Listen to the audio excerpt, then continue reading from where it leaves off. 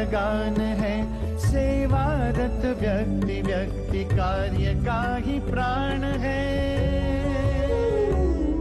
समर्पण समर्पण समर्पण,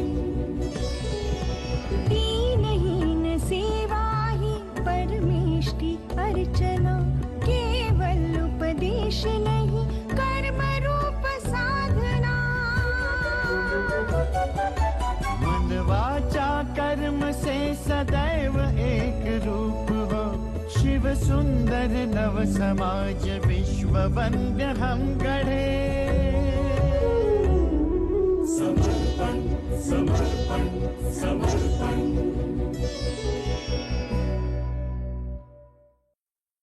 कहते हैं ज्ञान और विज्ञान की उन्नति के कारण मनुष्य ने प्रकृति के कई रहस्यों को सुलझा लिया है, उन्हें जान लिया है और उन पर कुछ हद तक विजय भी प्राप्त कर ली है। किंतु सच तो ये है कि प्रकृति अनंत है और उसका स्वभाव अबूझ। 1972 में महाराष्ट्र में आए भारी अकाल का सामना तत्कालीन सरकार डटकर तो कर रही थी, मगर प्रकृति के कोप के समक्ष उसकी शक्ति कम पड़ रही थी। ऐसे में प्रदेशवासियों के दर्द का, कठिनाइयों का निवारण करने हेतु अपनी सामाजिक जिम्मेदारी के प्रति जागरूक राष्ट्रीय स्वयंसेवक संघ के कुछ स्वयंसेवकों ने आगे आकर सूखे से लड़ने के लिए एक गैर लाभकारी मंच का गठन किया। यही था राष्ट्रीय स्वयंसेवक संघ जनकल्याण समिति का प्रारंभ। समिति की शुरुआत ही आपत्ति विमोचन के हेतु से हुई थी और आरंभिक 15-16 सालों में समाज दातृत्व के आधार पर देश में भूकंप, बाढ़ या सूखा जैसी नैसर्गिक विपदाओं से ग्रस्त लोगों तक आर्थिक मदद पहुंचाने का काम समिति करती रही। साल 1993 के सितंबर में महाराष्ट्र के लातूर जिले में किल्लारी और धाराशिव के गांवों में एक ऐतिहासिक प्रलयकारी भूकंप हुआ। टूटे घर, बिखरे परिवार, बिछड़े परिजन, आसपास के 100 से भी अधिक गांवों में एक ही पल में प्रकृति मनुष्य को पराजित कर चुकी थी। समूचे भारत से किल्लारी की ओर मदद पहुंचने लगी। इस कार्य में फिर एक बार सबसे अग्रेसर रही महाराष्ट्र प्रांत की राष्ट्रीय स्वयंसेवक संघ जनकल्याण समिति। कोई चलता है पदचिन्हों पर, कोई पदचिन्ह बनाता है।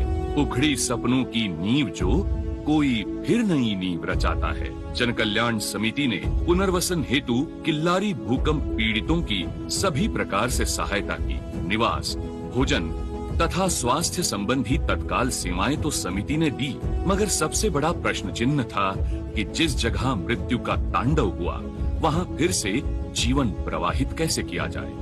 जाने वाले तो चले गए, मगर आने वाली नस्ल के भविष्य की नींव कैसे रखी जाए। उपाय स्वरूप जनकल्याण समिति ने दूरदृष्टि से 6 दिसंबर 1993 को गीता जयंती के अवसर पर भूकंप प्रभावित 45 ग्रामों से 425 छात्रों की आवास और शिक्षा हेतु लातूर के एक अस्थायी आवास में जनकल्याण निवासी विद्यालय की नींव रखी। इनमें से कुछ विद्यार्थियों के माता पिता के पास बच्चों की शिक्षा के लिए कोई साधन ही शेष नहीं रहा था और कुछ तो अपने माता पिता ही खो चुके थे। आज ये विद्यालय लातूर से 8 किलोमीटर की दूरी पर हरंगुड़ गांव में 9.5 एकड़ जमीन पर स्थायी रूप से स्थापित है। भूकंप पीड़ितों के लिए बनाया गया ये विद्यालय आज सर्वसामान्य जनता के लिए खुला है। मध्यम वर्गीय ग्रामीण कृषि परिवारों से आने वाले विद्यार्थियों के लिए अच्छी शिक्षा का प्रावधान हो, उन्हें संस्कार क्षम शिक्षा मिल सके, इस उद्देश्य से कार्यरत जनकल्याण समिति संचालित जनकल्याण निवासी विद्यालय अपने आप में एक अनोखा सामाजिक शैक्षिक प्रकल्प है। यहाँ ग्रामीण विभाग के अल्प या मध्यम वर्गीय खेती करने वाले परिवार के छात्रों को ही निःशुल्क या अल्प शुल्क में प्रवेश दिया जाता है। आज विद्यालय में 12 जिलों, 48 तहसीलों और 278 गांवों से 481 छात्र और 104 छात्राएं शिक्षा ग्रहण कर रहे हैं। निवासी विद्यालय की दिनचर्या भी विद्यार्थियों के समग्र विकास, अनुशासन तथा आत्मनिर्भरता को सुनिश्चित करते हुए ही नियत की गई है। छात्रों की निवास व्यवस्था के लिए संत गाड़गे बाबा एवं शालिवाहन नामक 2 छात्रावास एवं छात्राओं के लिए भगिनी निवेदिता छात्रावास का प्रबंध है। सुबह 5:30 बजे यहाँ दिन का आरंभ होता है। जगने के बाद छात्र और छात्राएं अपने प्रातः विधि, स्नान इत्यादि स्वच्छता के साथ परिसर स्वच्छता का भी कार्य करते हैं। तत्पश्चात प्रातः प्रार्थना में एकात्मता स्तोत्र और मंत्र का पठन किया जाता है। जलपान से पहले योग एवं दूसरे शारीरिक व्यायाम के साथ सभी विद्यार्थियों के लिए सूर्य नमस्कार भी अनिवार्य है। इसके बाद नाश्ता कर सभी बच्चे पाठशाला के लिए निकल जाते हैं। विद्यालय की वास्तु विद्याधाम पहुंचकर असेंबली में समूह प्रार्थना और राष्ट्रगीत के बाद विद्यार्थियों की कक्षाएं शुरू हो जाती हैं। ये इमारत विभिन्न कक्षाओं के साथ साथ अद्ययावत ग्रंथालय एवं प्रयोगशाला से भी सुसज्जित है। यहाँ कंप्यूटर लैब और प्रोजेक्टर रूम का भी प्रावधान है। आवश्यकता अनुसार कुछ विषय प्रोजेक्टर की सहायता से पढ़ाए जाते हैं। पढ़ाई के साथ यहाँ क्रीड़ा और संगीत शिक्षा का भी महत्व है।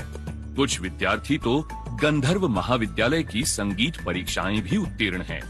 विद्यालय में दिन का अंत वंदे मातरम से होता है। खेल विकास के लिए परिसर में बड़ा सा मैदान है। संध्या के समय इसी मैदान पर राष्ट्रीय स्वयंसेवक संघ की शाखा का संचालन किया जाता है। हर वर्ग के लिए एक स्वतंत्र शाखा होती है जिसमें अनेक प्रकार की बौद्धिक गतिविधियां और भिन्न भिन्न शारीरिक खेल खेले जाते हैं। शाखा में संस्कारों के साथ साथ नियमों के पालन अनुशासन की प्रेरणा भी दी जाती है। छात्राओं के लिए स्वतंत्र रूप से अलग शाखा आयोजित की जाती है। दिन भर की थकान के बाद छात्रावास लौटे विद्यार्थियों के लिए भोजन बिल्कुल तैयार होता है। विद्यार्थियों को अलग अलग समूहों में छांटकर बारी बारी से खाना परोसने की भी जिम्मेदारी दी जाती है। हफ्ते में 1 या 2 बार ये जिम्मेदारी हर बच्चे पर आती है। ये और ऐसी कई गतिविधियों द्वारा बच्चे स्वावलंबन एवं आत्मनिर्भरता सीखते हैं। भोजन का आरंभ भी प्रार्थना से होता है और खाना खाते समय सभी व्यवहार मौन रहकर किए जाते हैं। केवल इशारों से परोसने वाले से जो चाहिए वो मांगा जाता है। ये भाव अन्न देवता का आदर एवं परमात्मा के प्रति कृतज्ञता का प्रतीक है। बात बच्चों की हो रही है तो वे खेलेंगे, कूदेंगे और गिरेंगे भी। प्राथमिक उपचार या फर्स्ट एड हेतु यहाँ एक आरोग्य कक्ष भी है जिसकी जिम्मेदारी छात्रावास के बड़े और पुराने छात्रों को सौंपी गई है। इन छात्रों को यहाँ रहने का और यहाँ की प्रणाली का अनुभव होता है। छोटी मोटी चोटों का इलाज या दवा यही छात्र करते हैं, मगर जरूरत पड़ने पर किसी को डॉक्टर के पास ले जाने का जिम्मा भी उन्हीं का है। 8वीं कक्षा और ऊपर के छात्रों के लिए कृषि विज्ञान का विषय यहाँ अनिवार्य रूप से सिखाया जाता है। इसी विषय अंतर्गत बच्चे यहाँ छात्रावास की पाकशाला के लिए सब्जी तरकारी उगाते हैं और उनकी देखभाल भी करते हैं। आध्यात्मिक उन्नयन हेतु श्री गणेश जी का मंदिर एवं ध्यान कक्ष का निर्माण भी विद्यालय परिसर में किया गया है। ध्यान कक्ष का समय निर्धारण कक्षा अनुसार किया जाता है और छात्र छात्राएं यहाँ समूह में ध्यान धारणा करते हैं। छात्रावास में विविध उत्सवों और वार्षिक महोत्सव का अपना अनन्य साधारण महत्व है। साल भर के पाठ्यक्रम और विद्यार्जन में ये कुछ मनोरंजन के पल होते हैं जिनका खूब आनंद विद्यार्थी उठाते हैं। गणेश उत्सव में ढोल ताशा पथक और अन्य समय भिन्न भिन्न प्रतियोगिताओं का आयोजन किया जाता है जिनमें अपने नाम का पारितोषिक दर्ज कराना इनकी ईर्षा होती है। ये संपूर्ण परियोजना प्रकल्प शिक्षा, संस्कार, समाज प्रबोधन की त्रिसूत्री पर आधारित है जो व्यक्तित्व निर्माण से अच्छे मनुष्य जीवन, समाज जीवन एवं राष्ट्र जीवन का ध्येय रखता है। इस अनोखी कार्य पद्धति की सफलता का मापन करना हो तो इस बात से किया जा सकता है कि शुरुआती कठिन परिस्थितियों में शालांत परीक्षाओं का परीक्षा फल जो 26% था वो अब धीरे धीरे बढ़कर 100% तक पहुंच गया है। क्रमिक शैक्षिक विकास के साथ ही चरित्र, सुसंस्कार, सदाचार, साहस और राष्ट्रभक्ति द्वारा यहाँ छात्रों का चरित्र निर्माण हो रहा है। जन कल्याण निवासी विद्यालय एक तरह से व्यक्ति निर्माण की अभिनव प्रयोगशाला या गुरुकुल ही है। समर्पण समर्पण